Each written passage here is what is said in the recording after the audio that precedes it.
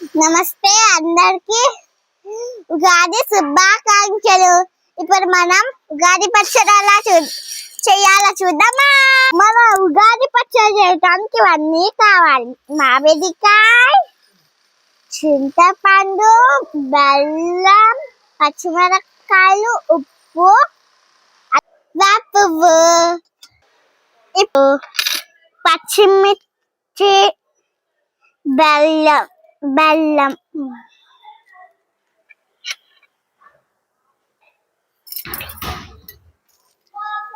బెల్లం కొంచెం మామిడికాయ ముక్కలు, ఉప్పు, వేపులు,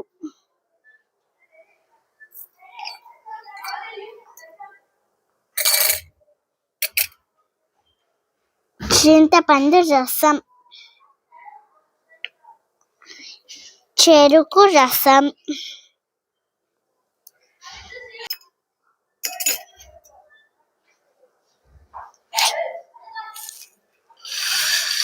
పోసి మిక్స్ ఉగాది పచ్చడిని ఇలా కలుపు. శుభప్రదమైన ఉగాది పచ్చడి. తెచ్చదమా.